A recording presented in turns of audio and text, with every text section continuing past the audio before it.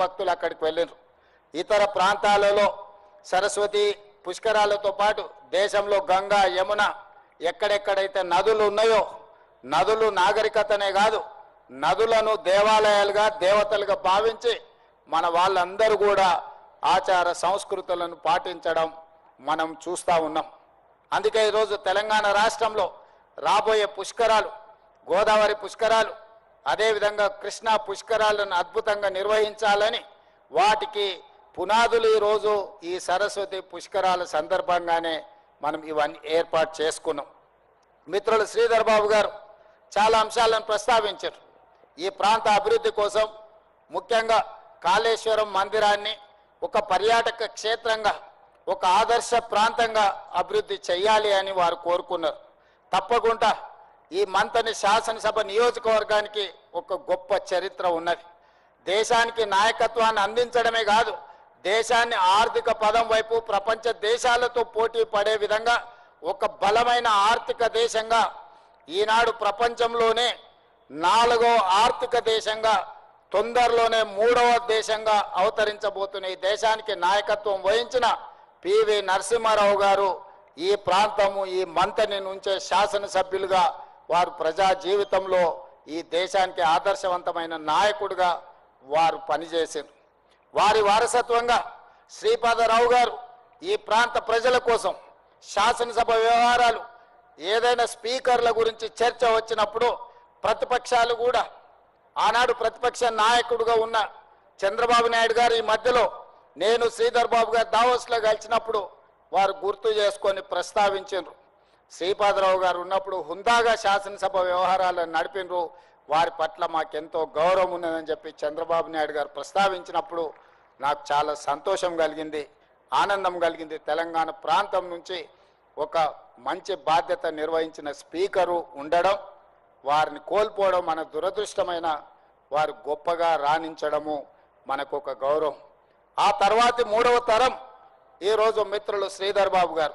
శ్రీధర్ బాబు గారు ఈరోజు మంతనికే కాదు రాష్ట్రానికి సంబంధించిన నాయకత్వం వహించడమే కాకుండా ఈ రాష్ట్రానికి ఈ 15-16 నెలల్లో 3 లక్షల కోట్ల రూపాయల పెట్టుబడులను స్వదేశీ విదేశీ పెట్టుబడులను ఆకర్షించడం ద్వారా ప్రైవేటు రంగంలో కూడా 1,00,000 ఉద్యోగాలు 15-16 నెలల్లో మన రాష్ట్ర ప్రభుత్వం కల్పించింది అని అంటే అందులో శ్రీధర్ బాబు గారి పాత్రను ఎవరు మరవలేనిది.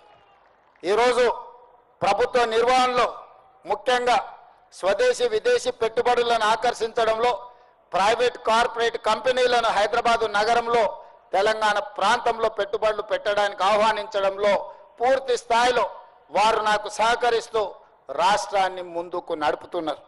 అందుకే మంతని నియోజకవర్గ కాంగ్రెస్ పార్టీ నాయకులకు నా విజ్ఞప్తి ఒక్కటే, వారు రోజులో 18 గంటలు పనిచేస్తే 12 గంటలు మీ మధ్యలోనే ఉంటున్నాడు, 6 గంటలే రాష్ట్రానికి ఇస్తున్నాడు. కాబట్టి ఇప్పటి నుంచి 6 గంటలు మీరు తీసుకొని వారి సమయాన్ని 12 గంటలు రాష్ట్రానికి ఇచ్చేటట్లా వారిని పూర్తి స్థాయిలోకి వచ్చే స్వేచ్ఛగా పనిచేసే విధంగా మీరు వారికి చెప్పాలి. రాత్రి 11 అయినా వారి సెక్రటేరియట్లో మంతన్ నియోజకవర్గం వాళ్ళనే కలుస్తూ ఉంటాడు. వారికి కొంత స్వేచ్ఛ ఇవ్వండి. ఎందుకు అని అంటే మీ ప్రతిష్ట పెంచే విధంగా రాష్ట్రాన్ని అభివృద్ధి పదం వైపు నడిపించే విధంగా వారు బాధ్యతలను నిర్వహిస్తున్నారు. ఈ అవకాశం మళ్ళీ మళ్ళీ వచ్చేది కాదు. ఆనాడు పివి నరసింహారావు గారు ఏ విధంగా అయితే ఈ దేశాన్ని ఆర్థిక పదం వైపు ప్రధానమంత్రిగా నడిపించారో ఈరోజు తెలంగాణ రాష్ట్రాన్ని ఒక బలిష్టమైన ఆర్థిక రాష్ట్రంగా నిలదొక్కుకోవాలి అంటే ఐటీ అండ్ ఇండస్ట్రీస్ శాఖలను నిర్వహిస్తున్న శ్రీధర్ బాబు గారు నిరంతరం కష్టపడుతూ మిగతా అధికారులను ప్రోత్సహిస్తూ ముందుకు వెళ్లాల్సిన అవసరం ఉన్నది. వారు ఆ దిశగా పనిచేస్తున్నారు.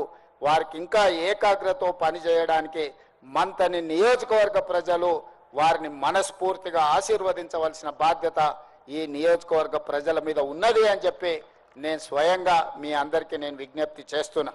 అదేవిధంగా ఈ ప్రాంత అభివృద్ధి గురించి వారు అడిగినారు, ఒక మాస్టర్ ప్లాన్ చేయాలి, ఈ ప్రాంతాన్ని అభివృద్ధి, ఈ పర్యాటక క్షేత్రం ఇక్కడ ఉన్న దేవాలయం కాళేశ్వరం దేవాలయానికి ఒక గొప్ప చరిత్ర ఉన్నది, అభివృద్ధి చేయడానికి 100 కోట్లు కావాలి అని.